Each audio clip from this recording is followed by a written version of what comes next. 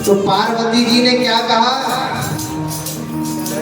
कि जैसे ही एक एक स्कंद की कथा विश्राम होगी मैं ओम का उच्चारण करूंगी। भागवत में कितने स्कंद हैं? अभी बताया था ना? हाँ, कितने? 18,000 श्लोक हैं। स्कंद कितने हैं? 12 स्कंद हैं।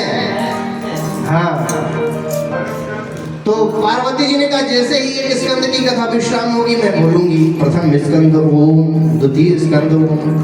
बाबा ने कहा ठीक है। बाबा ने कथा कहना प्रारंभ किया। समय व्यतीत हुआ। जैसे ही प्रथम स्कंद की कथा विश्राम हुई और पार्वती मैया कहती हैं प्रथम स्कंद ओम। दूसरे स्कंद की कथा बाबा ने सुनाई, पार्वती मैया कहती है द्वितीय स्कंद ओम। तीसरे स्कंद, चौथे स्कंद, ऐसे करके खूब भाव से पार्वती जी कथा सुन रही हैं। 6 स्कंद, 7 स्कंद, 8 स्कंद तक तो भाव से कथा श्रवण किया। और जैसे ही नवम स्कंद की 9वें स्कंद की कथा शुरू हुई, भगवान भोलेनाथ श्रवण करा रहे हैं। 9वें स्कंद में भगवान राम के पूर्व जितने भी सूर्य वंश की वंशावली है, पूरे वंश का विस्तार से वर्णन है भागवत में। और चंद्रवंश जिसमें भगवान श्री कृष्ण ने जन्म लिया है, उनका विस्तार से वर्णन है।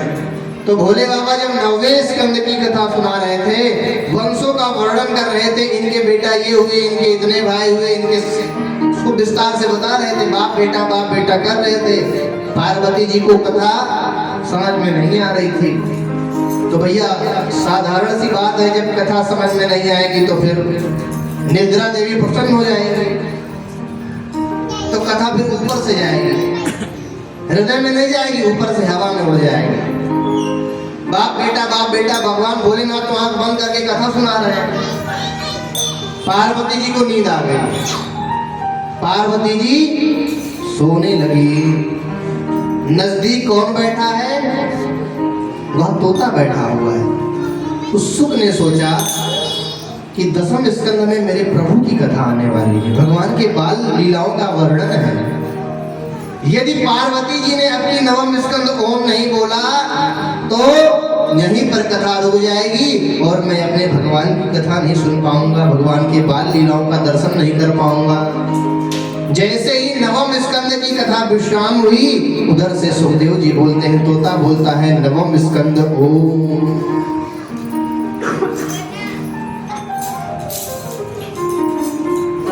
10वें स्कंद की कथा शुरू है। 10वें स्कंद को 2 भागों में बांटा गया है। विस्तार से भगवान भोलेनाथ कथा सुना रहे हैं और अब ओम शब्द का उच्चारण वह तोता कर रहा है, सुखदेव जी कर रहे हैं। 10वें स्कंद पूर्वार्ध ओम, 10वें स्कंद उत्तरार्ध ओम, 11 स्कंद ओम। जैसे ही 12वां स्कंद विश्राम हुआ, भोले बाबा ने बड़ा जोरदार जयकारा लगाया, बोले कृष्ण कन्हैया लाल की। जैसे ही जोरदार जयकारा लगाया, पार्वती जी की नींद खुल गई। पार्वती जी की नींद जैसे ही खुली, पार्वती जी कहती है स्वामी क्या हुआ, क्या हुआ? कृष्ण जन्म हो गया क्या? भगवान का जन्म हो गया क्या? अब तो भोलेनाथ की मति चकराई। देवी क्या तुम सो गई थी क्या? देवी क्या आपको निद्रा देवी आ गई थी क्या? आप सो रही थी क्या? दबे मन से पार्वती मैया ने कहा हाँ स्वामी मुझे नींद आ गई थी, मुझे नींद आ गई थी, मैं सो गई थी। बाबा ने कहा कब से सो रही हो? पार्वती मैया ने कहा जब आप वो बाप बेटा कर रहे थे, इनके बेटा वो हुए, इनके इतने भाई हुए, इनके वंश में ये हुए। अच्छा तो आप 9वें स्कंद से सो रही हैं? फिर ये ओम शब्द कौन बोल रहा था? यदि आप सो रही थी तो ओम का उच्चारण कौन कर रहा था? दृष्टि बाबा की गई वृक्ष पर, तो वहां पर तोता बैठा हुआ था। भोलेनाथ को बड़ा क्रोध आया, अरे ये तोता, ये इसने मेरी कथा की चोरी की है। ये बोल रहा था ओम, अरे मैं इसको छोड़ूंगा नहीं, इसने मेरी कथा की चोरी की है। भोले बाबा उस तोते को मारने के लिए दौड़े। तोता आगे उड़ चला, पीछे पीछे भोले बाबा हाथ में त्रिशूल लेकर के दौड़ते हुए जा रहे हैं। तोता दौड़ते दौड़ते श्री वेदव्यास जी के द्वार पर पहुंचा। वेदव्यास जी के द्वार पर उनकी पत्नी विटका जी विराजमान थी और द्वार पर बैठ करके उनको भी निद्रा देवी आ रही थी। जब नींद आती हो तो हमारा मुंह कैसे करता है? जब हमको नींद आती हो तो हमारा मुंह कैसे फैलता है? वो जो पीछे मैया को फैल रहा है। बोलो राधे राधे। और थोड़ा जोर से, और थोड़ा जोर से। ये लगता है गुलाबी बाग वाले बढ़िया देसी की नहीं खाते। बोलो राधे राधे। जय जय भैया।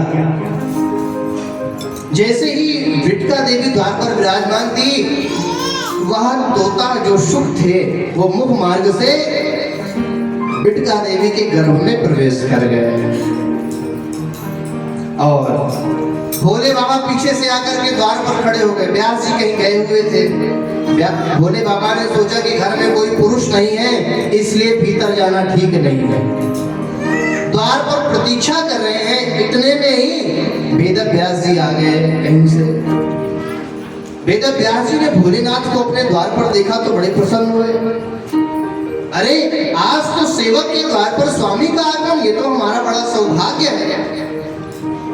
सेवक सदन स्वामी आगमन। रामचरितमानस में तुलसीदास जी कहते हैं, सेवक के द्वार पर यदि कभी स्वामी का आगमन हो जाए तो घर के जितने अमंगल हैं वह सब नष्ट हो जाते हैं। मंगल मूल अमंगल दमन। भोले बाबा ने कहा, अरे व्यास जी आपके घर में एक चोर घुसा हुआ है, उसको आप बाहर निकालिए। आपके घर में चोर घुसा हुआ है, उसको आप बाहर निकालिए, नहीं तो वो मैं उसको आज छोड़ूंगा नहीं। व्यास जी महाराज ने कहा, हमारे घर में प्रभु ऐसी कोई वस्तु है ही नहीं जो चोर चोरी कर सके। चोर हमारे घर से भला क्या चुराएगा? भोले बाबा ने कहा, अरे उसने मेरी कथा का पान करके कथा की चोरी करके वो भाग करके आया है। वो मेरी अमर कथा को चुरा करके आपके घर में घुसा है। तो भैया जो व्यास जी हैं, व्यास जी ने बड़ी सुंदर बात कही। जो वक्ता होते हैं भैया, उनके पास बड़ी सुंदर सुंदर बातें होती हैं। व्यास जी ने कहा कि भगवान, जिसने अमर कथा का पान कर लिया है, जिसने अमर कथा को सुन लिया है, क्या आप उसको मार पाएंगे क्या? जिसने अमर कथा सुन लिया, क्या आप उसको मार पाएंगे क्या? भोले बाबा को मन में बड़ी ग्लानि हुई। वाह, व्यास जी तो बड़ी सही उत्तम बात कर रहे हैं, बड़े सही बात कर रहे हैं, बहुत अच्छी बात कर रहे हैं। भोले बाबा का क्रोध वहीं पर शांत हुआ और भोले बाबा वापस गए। भोले बाबा ऐसा मानो कि अपने भक्तों पर खूब कृपा करते हैं। पार्वती जी को जो मन में ग्लानि थी कि मुझको कुछ बताते नहीं, मुंडों की माला क्यों पहनते हैं, किसकी है, तो आज पार्वती जी को भी ये पता चल गया वो मुंडों की माला किसकी है। आइए हम सभी लोग भोले बाबा को मन ही मन प्रणाम करते हुए आगे की कथा में प्रवेश करेंगे। शिव भोले भंडारी, शिव भोले भंडारी, शरण हम आए तिहारी। शरण तिहारी भोले, शरण तिहारी, शरण तिहारी भोले, शरण तिहारी। रखियो लाज हमारी, शरण हम आए तिहारी। रखियो लाज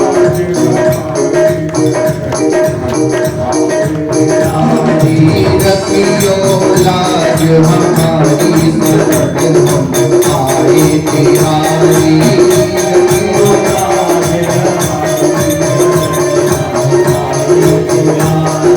शरण तिहारी बाबा, शरण तिहारी, शरण तिहारी भोले, शरण तिहारी।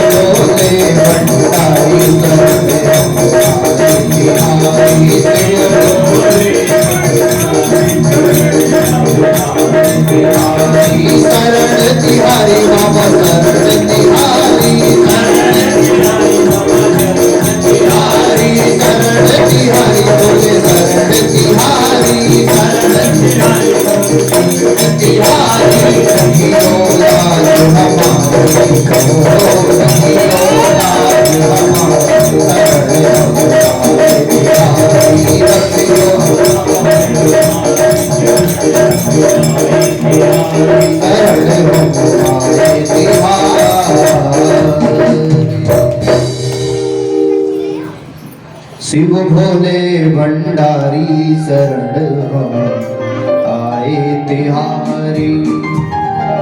शरण तिहारी भोले शरण तिहारी, शरण तिहारी भोले शरण तिहारी। रखियो लाज हमारी ओ, रखियो लाज हमारी। शरण हम आए तिहारी, रखियो लाज हमारी। शरण हम आए तिहारी। बोलिए शंकर भगवान की। आज सुखदेव जी महाराज व्यास जी की पत्नी के गर्भ में 1 वर्ष व्यतीत किए, 2 वर्ष व्यतीत किए, 3 वर्ष व्यतीत किए। ऐसा मानो कि सुखदेव जी महाराज पृथ्वी पर जन्म नहीं लेना चाह रहे हैं। पृथ्वी पर क्यों जन्म नहीं लेना चाह रहे हैं? इसलिए यदि मैं पृथ्वी पर जन्म ले लूंगा तो मैं माया में लिपट जाऊंगा और मैं भजन भगवान की भक्ति नहीं कर पाऊंगा। भगवान के 12 परम भागवत भक्तों की चर्चा आती है।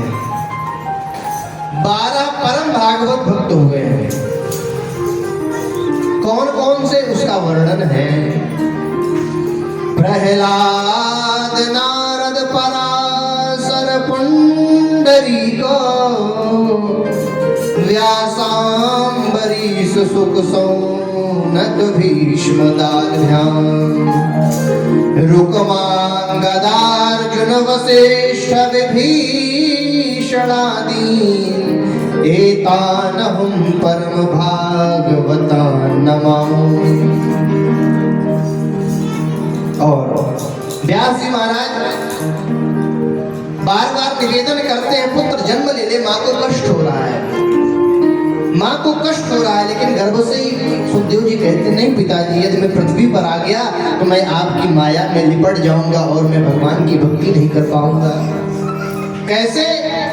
जिस प्रकार से एक जल की जो बूंद होती है वो जब आकाश से चलती है, जब वर्षा होती है तो वो बिल्कुल मोती के जैसे चमकती है, लेकिन वही बूंद जैसे ही जमीन पर, धरती पर गिरती है वो मिट्टी में मिट्टी का स्पर्श होते ही वह मटमैली हो जाती है। उसी प्रकार से जब तक संतान माँ के गर्भ में है वह बिल्कुल पवित्र है, निर्मल है, कोमल है, उसको कोई भी माया स्पर्श नहीं करेगी। धीरे धीरे 1 वर्ष व्यतीत, 2 वर्ष, 3, 4, 5, 6, 7 ऐसे करके 10-11 वर्ष व्यतीत हो गए। पिताजी खूब निवेदन करते लेकिन जन्म नहीं लेते। 12 वर्ष बाद बार बार निवेदन करने पर श्री सुखदेव जी महाराज ने जन्म लिया है। और जन्म लेते ही पीछे मुड़ करके नहीं देखे, सीधे जंगल की कंदराओं में चले गए और पीछे से व्यास जी बार बार रोक रहे हैं, पुत्र रुक जा बेटा, रुक जा, मैं तुझे भागवत का उपदेश दूंगा, मैं तुझे भागवत का उपदेश दूंगा, ऐसे बार बार निवेदन कर रहे हैं। लेकिन जा करके सुखदेव जी महाराज कंदराओं में बैठ करके समाधि लगा करके भगवान की आराधना करने लगे और इधर व्यास जी वापस चले आए। समय व्यतीत हुआ और एक दिन वही व्यास जी अपने शिष्यों को शिक्षा दे रहे थे, अपने शिष्यों को शिक्षा दे रहे थे तो मन में विचार आ गया, मन में भाव उत्पन्न हो गया, आंखों में आंसू आ गए, पुत्र की याद आ गई। भैया इस सृष्टि में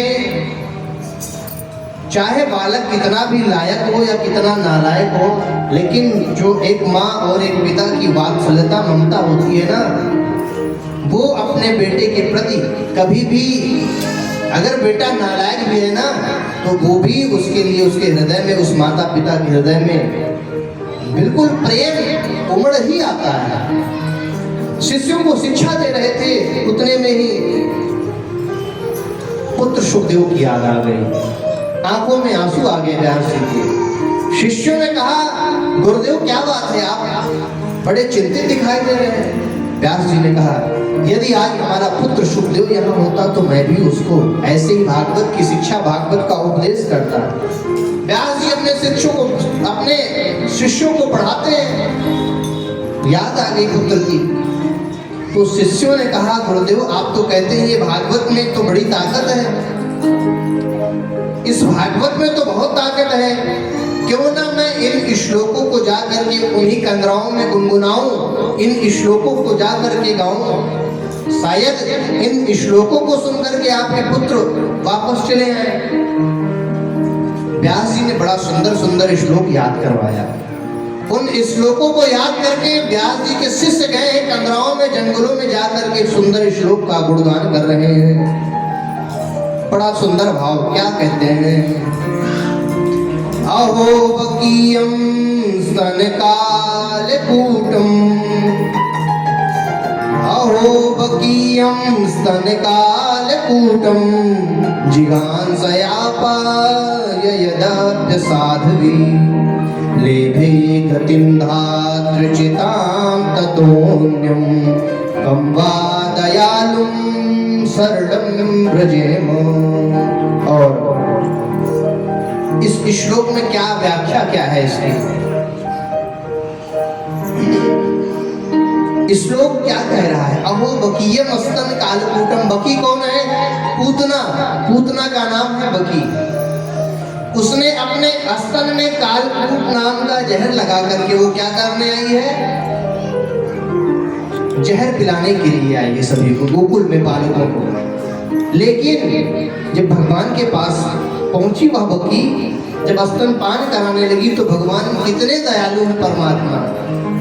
परमात्मा के मन में भाव आया भगवान के कि स्तनपान कराने का कार्य इस सृष्टि में केवल एक को ही प्रदान किया गया है, और वो कौन है, माँ। भगवान ने उसकी बुराइयों को नहीं देखा कि वो जहर लगा करके मारने आई है, भगवान ने उसकी अच्छाइयों को देखा कि ये कार्य क्या कर रही है, स्तनपान। और स्तनपान कौन कराता है, माँ ही कराती है। भगवान ने जैसे ही स्तनपान कराया है, भगवान ने उस राक्षसी को भी माता की गति प्रदान कर दी। कम्वा दयालुम शरणम व्रजेम, इससे बड़ा इस सृष्टि में कोई और दयालु है क्या। जो जहर लगा करके मारने आई है उसको भी मेरे परमात्मा ने तार दिया। जैसे ही श्लोक सुखदेव जी के कानों में गया, उनकी चेतना जागृत हुई, समाधि टूट गई। लेकिन फिर मन में सोचा रे हो सकता है ऐसी झूठ की बातें हो। इतने में फिर से शिष्यों ने श्लोक गुनगुनाया, दूसरा श्लोक गाया, बरहा पीड़म नटवर वपुः कर्णयो कर्णिकारं, बिभ्रद वासः कनक कपिशं, वैजयन्ती च मालां, रंध्रान वेणु अधर सुधया, पूरयन् गोपवृन्दै, वृन्दारण्यं सपदरमणं, प्राविशद्गीत कीर्तिः। भगवान की सुंदरता का वर्णन, इस सृष्टि में सबसे सुंदर कौन है। वृंदावन जब जाओ, जब ठाकुर जी की सेवा होती है, ठाकुर जी का श्रृंगार होता है, तो कितने शोभायमान लगते हैं। बरहा पीड़म नटवर वपुः कर्णयो कर्णिकारं, बिभ्रद वासः कनक कपिशं, वैजयन्तीं च मालां, रंध्रान वेणु अधर सुधया, पूरयन् गोपवृन्दैः, और वृंदारण्यं स्वपदरमणं, प्राविशद् कीर्तिः। जब भगवान खूब सुंदर श्रृंगार करते हैं तो कितना शोभायमान लगते हैं। और उन्हीं श्रृंगार के बीच में जब अपने होठों पर, अधर पर मुरली रखते हैं तो उनकी शोभा और निरखने लग जाती है। और जब गैया के बीच में, ग्वाल बालों के बीच में जाकर के भगवान लीला करते हैं तो कितना सुंदर शोभ देता है भगवान का। ऐसी सुंदरता का वर्णन जब शिष्यों ने किया तो सुखदेव जी की समाधि टूट गई। सुखदेव जी ने कहा आप लोग चुप क्यों हो गए, और सुनाइए, ऐसे और भी श्लोक हैं क्या आपके पास। शिष्यों ने कहा ऐसे और नहीं, ऐसे 18,000 श्लोक हैं, लेकिन आपको हमारे साथ में चलना पड़ेगा। अगर ऐसे ही और श्लोक सुनना है तो आप हमारे साथ चलिए। सुखदेव जी महाराज चल पड़े और जाकर के व्यास जी के पास पहुंच गए, अपने पिताजी के पास में। जैसे ही पिताजी के पास पहुंचे, नेत्रों से आंसू बहने लगे व्यास जी महाराज के और सुखदेव जी महाराज के भी। सुखदेव जी कहते हैं पिताजी आखिरकार आपकी माया ने मुझे आज आपके पास तक वापस खींच कर ले ही आई है। तब व्यास जी महाराज ने उपदेश किया है भागवत का, और आगे महाभारत की कथा आती है। परीक्षित के जन्म को श्रवण कराने के लिए महाभारत पांडवों के वंश में आगे परीक्षित हुए हैं, जिन्होंने सोने का मुकुट धारण करके जंगल में आखेट करने के लिए गए। समीक मुनि का अपमान किया, और जब अपमान किया तो समीक के पुत्र श्रृंगी हुए हैं, उन्होंने श्राप दे दिया कि तुमने मेरे पिताजी के गले में मरा हुआ सर्प डाला है, जिसने भी डाला है मैं उसको श्राप देता हूँ कि आज से 7वें दिन तक्षक सर्प काटेगा, और तक्षक सर्प काटने से उसकी मृत्यु हो जाएगी। ऐसा परीक्षित जी को श्राप लगा है, और यही सुखदेव जी महाराज से मिलन होता है। आगे की कथा खूब हम सभी लोग कल चर्चा करेंगे, और उससे पूर्व आज का द्वितीय दिवस यहाँ पर विश्राम करेंगे। आप लोग बता दें जो विशेष सूचनाएं हैं, जो कथा का ये